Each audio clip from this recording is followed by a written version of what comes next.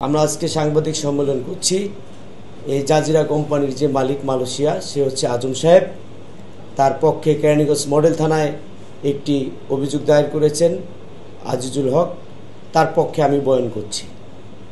প্রিয় সাংবাদিক ভাই ও বোনেরা, যথাবিনীত সম্মানপূর্বক বিনীত নিবেদন এই যে আমি আজম 50-এর পক্ষ নিয়ে স্বাক্ষরকারী মোহাম্মদ আজিজুল ফকিরের পক্ষে বয়ান করিতেছি। পিতা মোহাম্মদ রবিউল্লাহ ফকির, মাতা মোসাম্মদ আম্বিয়া খাতুন, সাং পশ্চিম রসুলপুর ডাকঘর, আশরাফাবাদ থানা, কামরাঙ্গীরচর, জেলা ঢাকা।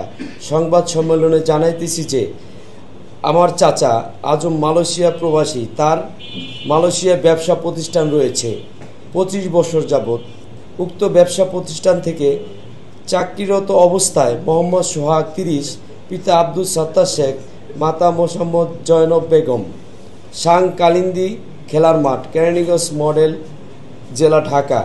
এই মর্মে সংবাদ সম্মেলনের মাধ্যমে অভিযোগ করিতেছি যে মোহাম্মদ সোহাগ আমার চাচা আজমের মালয়েশিয়া প্রতিষ্ঠান জাজিরা MSD and BSD-তে 10 বছর যাবৎ সেলসম্যান থাকাকালীন বিভিন্ন সময়ে 2,05,00,000 টাকা আত্মসাৎ করে পালিয়ে আসে।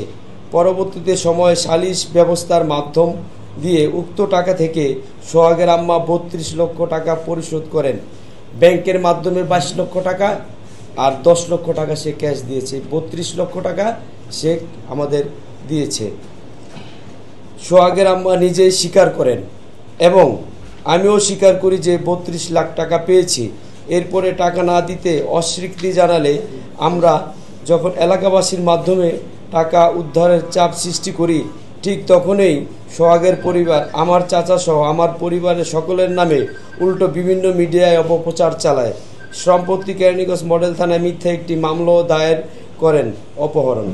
পরবর্তীতে সোহাগের আম্মা জয়নব বেগম উক্ত বিষয়ে আমার চাচা আজমের পক্ষে কেরানীগঞ্জ মডেল থানায় একটি অভিযোগ দায়ের করি এবং আইনি সহায়তা চেয়ে হিউম্যান রাইটস রিভিউ সোসাইটি মানবাধিকারে একটি লিখিত অভিযোগ করি চেয়ারম্যান বরাবর।